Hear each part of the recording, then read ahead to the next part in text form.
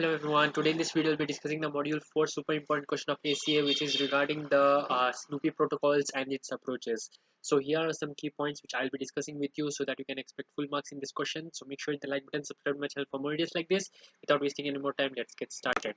Before going on to what is the approaches, you have to explain what is SNOOPY protocol. Okay, so what do you mean by SNOOPY protocol? SNOOPY protocol means it will be a relatively simpler protocol which uses bus caches. Okay, there will be a cache in which the memory storage will be there, and that is a bus cache. Okay, it's within a bus, and that is relatively simpler to use. That is called as SNOOPY protocol. It's mainly used for two things: write update and write invalidate. What it is used for: write and update, write and invalidate policies. Then write invalidate is easier to understand than write update protocol. And we have the transmission routes going in the SNOOPY protocol. Transmission routes means once you have to do some task, you have to do a memory transfer from a bus protocol. You will be taking different routes, right? The transmission routes can be omitted in the SNOOPY protocols. Now the question arises, why it can be omitted? What will be alternate of that? Because if something is getting omitted, something should be in its place, right? So the key point what you have to write here is just the broadcast bus. The broadcast bus, what it will do, it will transfer all the commands to the different places where it has to be transferred, and this all things are handled by the SNOOPY protocols, and they are uniformly transmitted.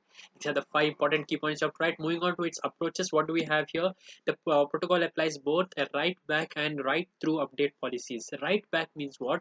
Once you have done any thing, then you will be writing it back, whatever you have done, the approaches and whatever the result you got, what the input you gave, how much time it took, what was the cost of it, what were the resources cost, which schedule had processed that, which was the bus master at that time, all the logs information, everything has to be documented. That is called as write back. So the protocol ensures that write back happens, and write through means even before the task gets executed and finished, write through will be keep on doing it continuously, so that nothing gets missed out at any point of time.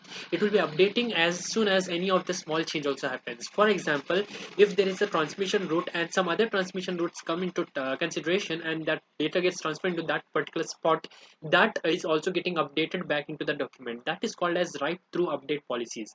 These two are the policies which we'll be making use of, and the write back policy uses the private block, and write through is used for the shared block. Okay, this is all what you have to write for the full marks. Make sure the like button, subscribe to my channel for more videos like this, and thank you so much for watching.